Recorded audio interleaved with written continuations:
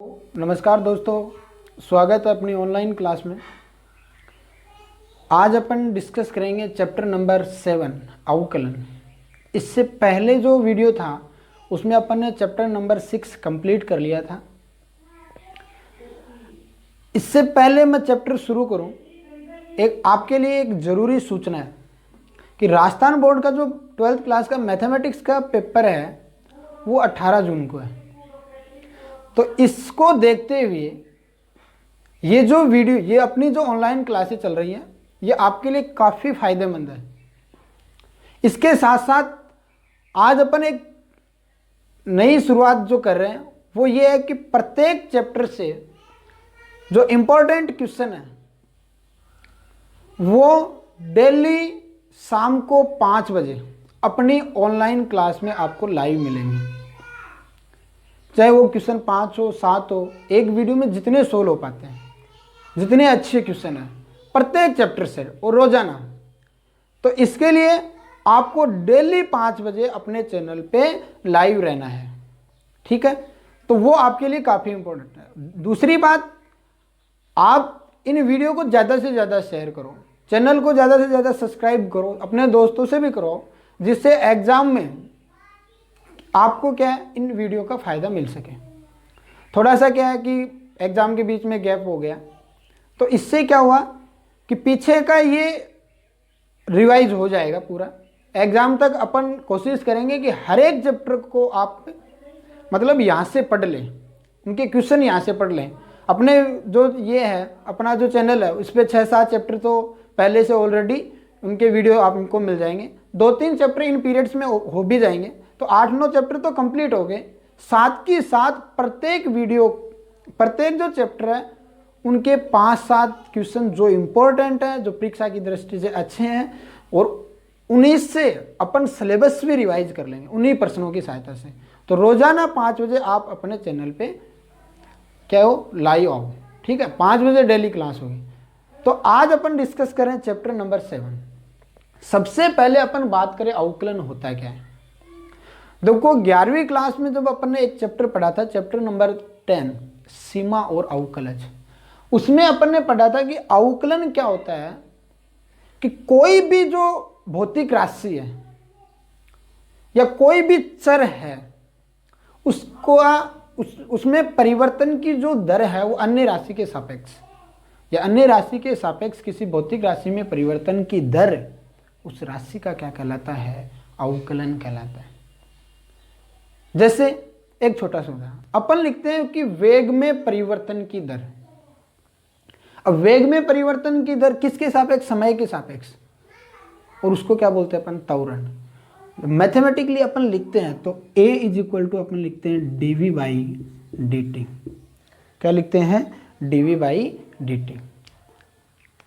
dV, ये जो dV/dt अपन लिखते हैं, ये इस v का अवकलन है।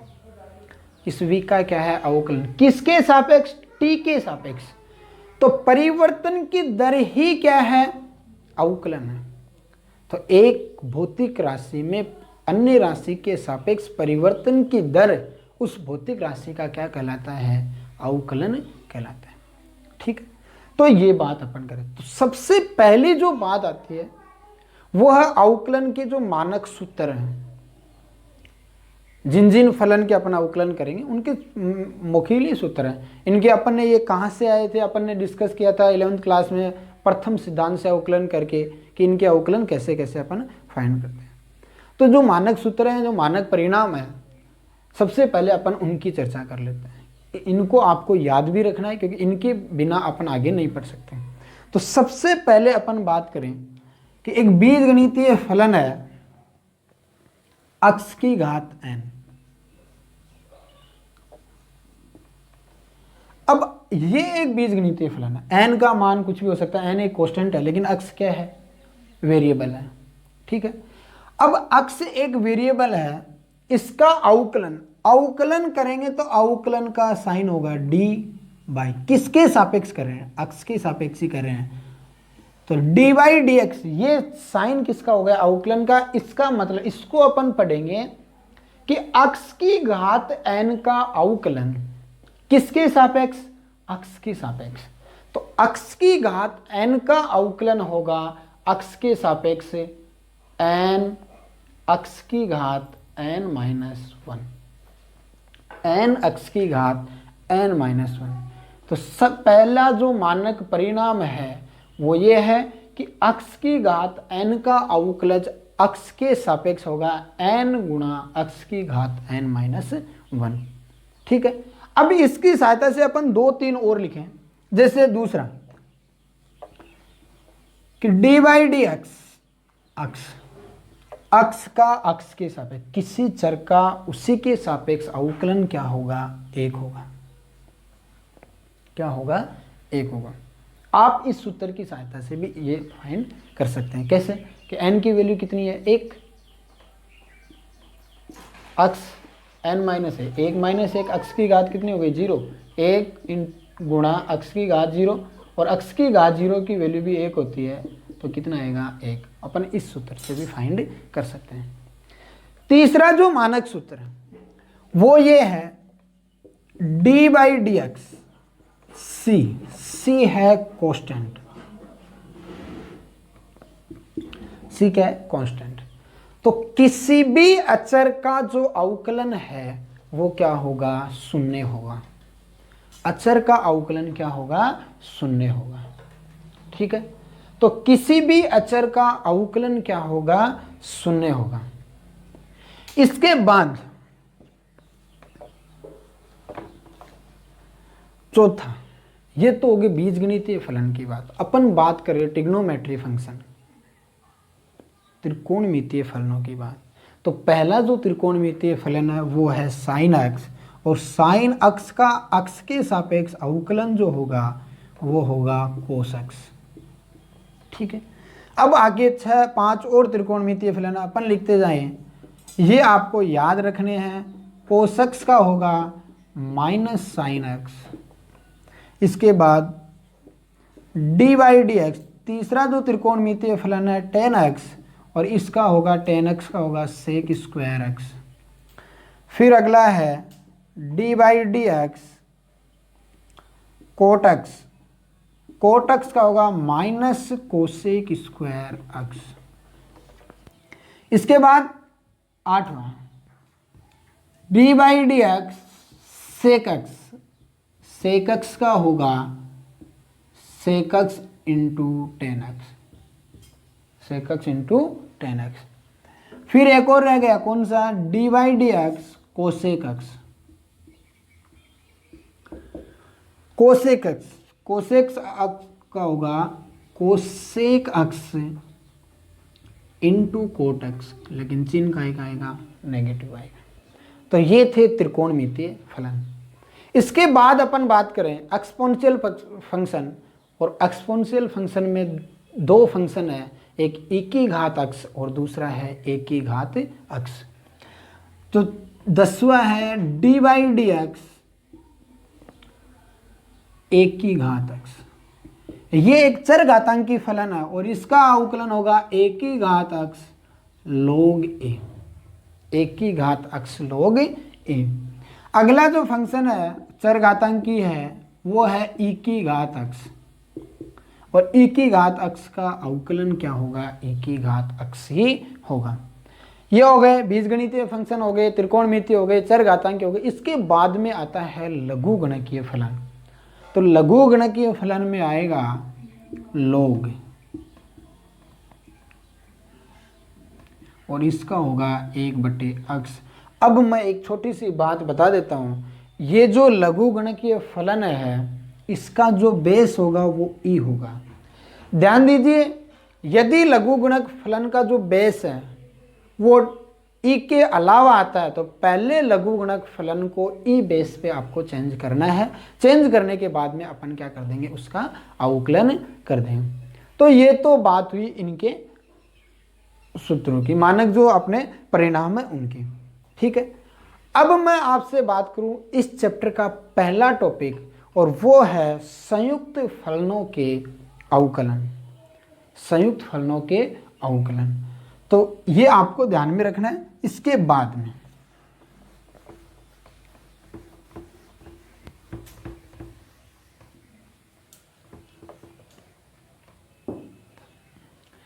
पहला जो टॉपिक है वो है संयुक्त फलनों के अवकलन।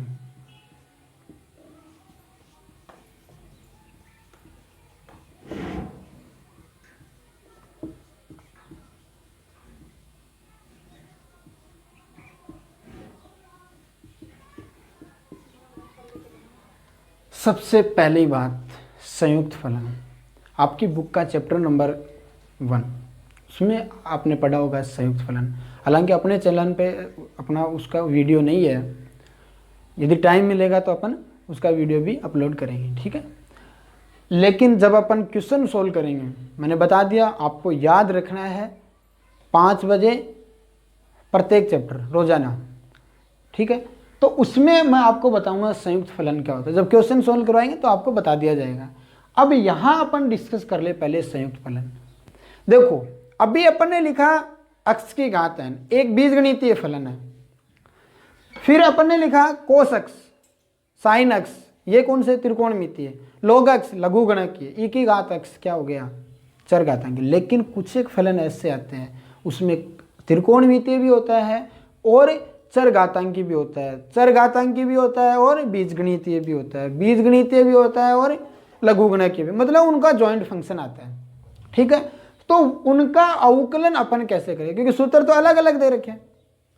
तो उनके अवकलन के लिए एक छोटी सी प्रोसेस है, आपको सिर्फ वो ध्यान में रखनी है, उसकी सहायता से अपन अवकलन कर लेंगे। ध्यान दीजिए, आपके लिए ये एग्जाम की दृष्टि से बात करें तो आपको अवकलन जरूर ध्यान रखना है, लेकिन संयुक्त फलन का क्वेश्चन नहीं आता है एग्जाम में।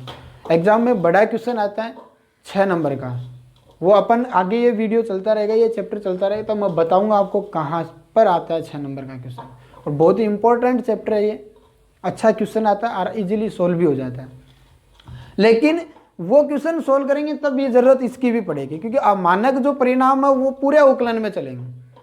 तो संयुक्त फलनों के अवकलन, सबसे पहली बात कि संयुक्त फलन एक ऐसा फलन जिसमें एक से अधिक फलन हो, उनका कॉम्बिनेशन हो। जैसे मैं लिखूं पहला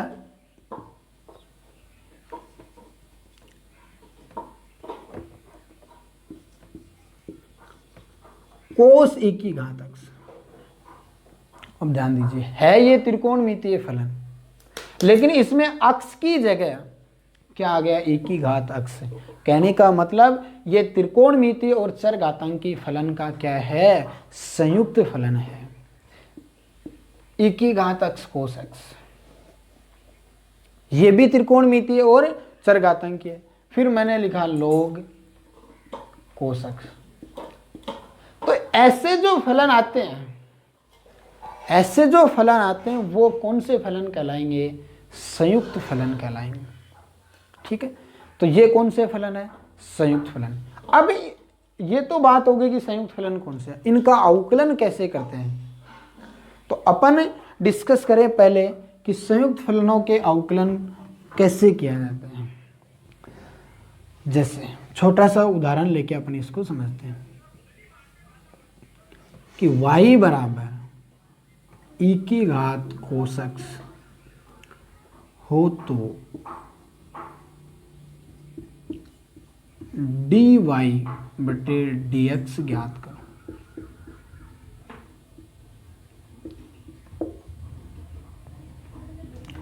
dy बटे dx ज्ञात करो, ठीक है। तो y बराबर e की घात कोस अक्ष हो तो dy बटे dx ज्ञात करो। अब dy बटे dx कैसे निकालें। देखो ये e की घात अक्ष तो है, लेकिन अक्ष नहीं है, अक्ष की जगह क्या आ गया यहाँ, कोस अक्ष। तो सबसे पहले देखो कि अक्ष की जगह क्या आ गया, कोस अक्ष। आपको दो फलन दिखाए, इसमें आप इसको y बराबर e की घात अक्ष के रूप में बनाना है, y बराबर e की घात अक्ष के रूप में। तो यहाँ अक्ष की जगह कोस अक्ष है, तो इसको आप दूसरे फलन के बराबर मानो, माना कि t बराबर कोस अक्ष, माना कि t बराबर क्या हो गया, कोस अक्ष, ठीक है। अब t बराबर कोस, अपन इस कोस अक्ष का अवकलन कर सकते हैं क्योंकि ये फ्री हो गया, अकेला फंक्शन है, संयुक्त फलन नहीं है। तो जो आपको यहां दिखाई दिया इसके बराबर आपने क्या मान लिया, कोस अक्ष मान लिया, ठीक है।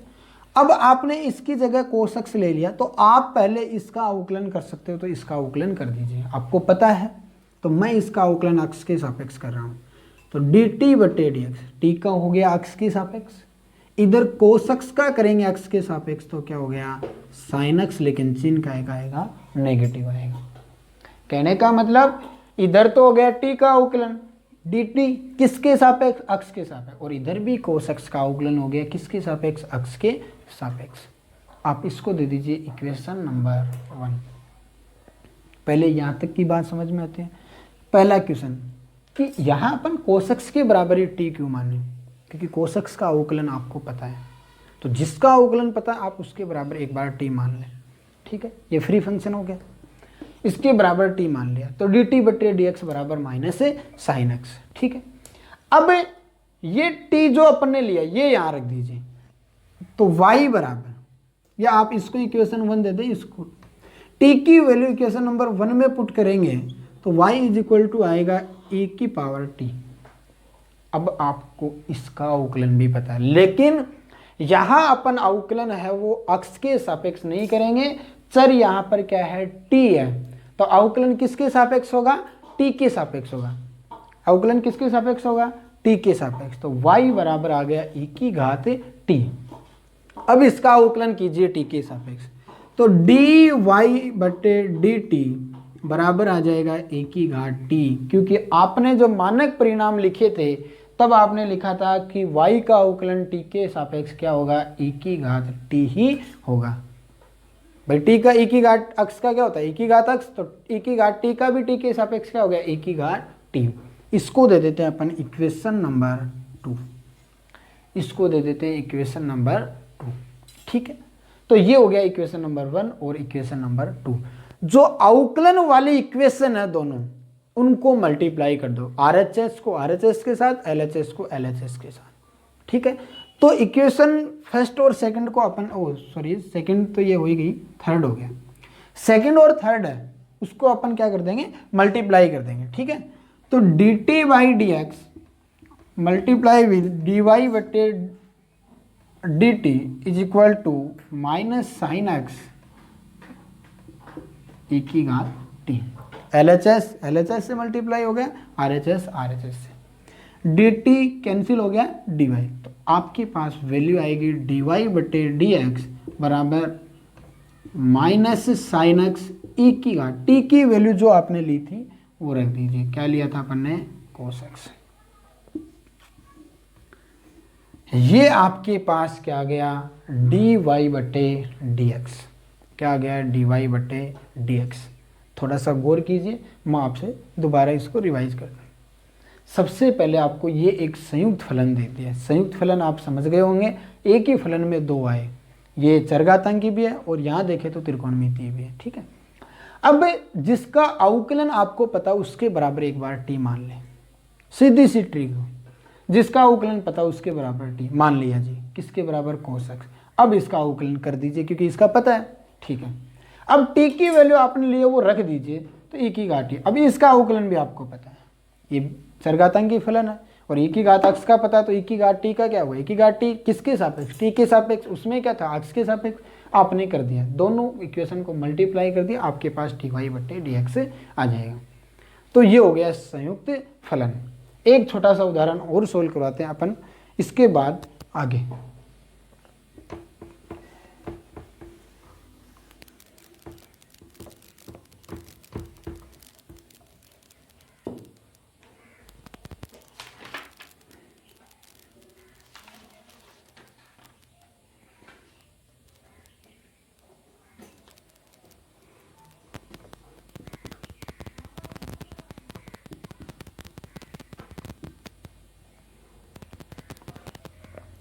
y बराबर e की घात साइन एक्स स्क्वायर। ध्यान दीजिए इसमें तीन फलन है, पहला चरघातांकी, दूसरा त्रिकोणमितीय, त्रिकोणमितीय में भी अक्ष नहीं है, एक्स स्क्वायर मतलब इसके साथ बीजगणितीय फलन और है। ठीक है, तो सबसे पहले इनको देखने पर जो फ्री फंक्शन है जिसका अवकलन आपको पता है वो कौन सा है, आप उसको ले लीजिए। मुझे अक्स स्क्वायर का अवकलन पता है, तो मैंने क्या कहा आपसे कि अक्स स्क्वायर के बराबर आप टी मान लें। बताओ इसका पता है कि नहीं है? इसका कैसे पता है भाई? एक्स की घात n का पता है तो इसका भी पता है कि नहीं है? आपने लिखा था x की घात n dy dx n x की घात n माइनस 1। इसकी सहायता से इसका अवकलन करें। किसके सापेक्ष होगा? x के सापेक्ष होगा। ठीक है, तो कीजिए dt बटे dx बराबर x स्क्वायर n की जगह कितना? 2 x की घात 2 माइनस 1, तो dt बटे dx बराबर क्या हो जाएगा? 2x। ध्यान रहे ये आप अब आगे के लिए थोड़ा सा अपनी वो बना लें, क्योंकि अपन ये सीधा लिखेंगे dt बटा dx। ठीक है, तो ये तो हो गया पहला अवकलन कर दिया इसको, इक्वेशन नंबर 1, इसको 2। ठीक, अब t की वैल्यू यहाँ वापस पुट कर देते हैं। तो t की वैल्यू यहाँ लिखेंगे तो y बराबर आएगा e की घात साइन t। अभी भी नहीं कर सकते क्योंकि अभी भी वही है, जॉइंट फंक्शन है, संयुक्त फलन है, e की घात x के रूप में, लेकिन यहाँ क्या है? त्रिकोणमितीय फलन। अब आपको इसमें साइन t का अवकलन पता है, तो t के बराबर तो मान नहीं सकते क्योंकि ये t में ही है, तो अपन दूसरा फंक्शन ले लेते हैं। माना है कि u बराबर साइन t। अभी इसका भी कर सकते हैं, लेकिन इसका किसके सापेक्ष करेंगे? t के सापेक्ष करेंगे।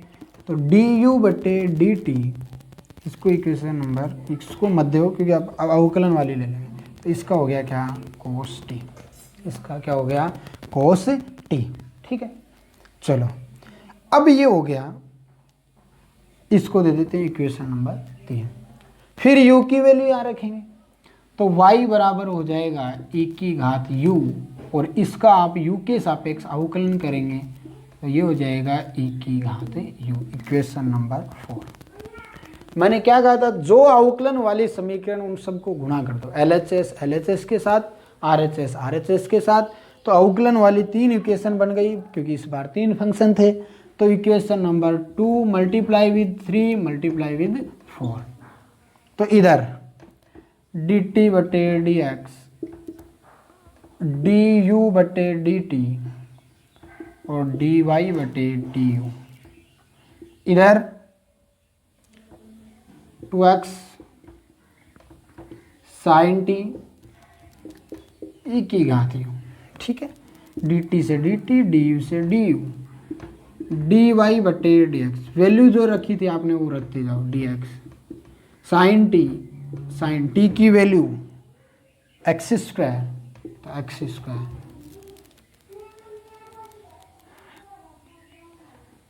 सॉरी ये आपने मिस्टेक कर दी, यहाँ कोस t है ना, अवकलन कितना था? कोस t, तो आप यहाँ क्या लिखोगे? कोस t। ठीक है, इसके बाद ये हो ही गया और ये हो जाएगा e की घात u की वैल्यू साइन t की वैल्यू x स्क्वायर। ठीक है, तो ये आपका हो गया अवकलन। अब यहाँ देखो इसका अवकलन आ गया पूरा।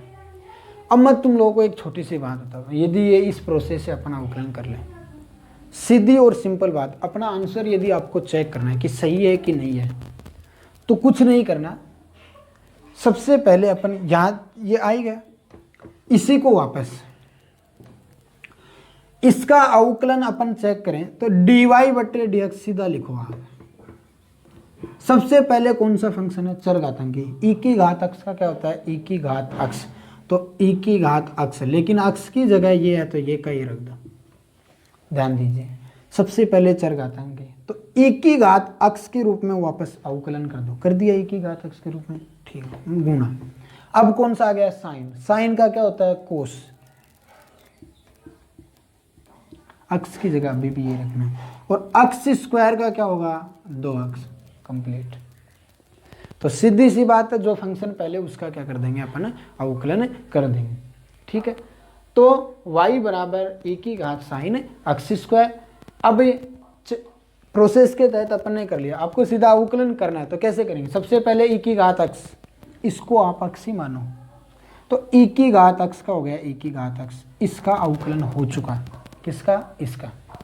इसके बाद साइन, तो साइन का अवकलन होता है कोस, साइन का अवकलन हो गया, लेकिन अक्स की जगह ये तो ये का ही रहेगा। फिर एक्स स्क्वायर का अवकलन क्या होता है? 2x, ये आपका अवकलन आ गया। ठीक है, तो आज अपन ने इस वीडियो में पढ़ा संयुक्त फलनों का अवकलन। नेक्स्ट जो वीडियो आएगा उसमें अपन पढ़ेंगे प्रतिलोम फलनों का अवकलन। ठीक है।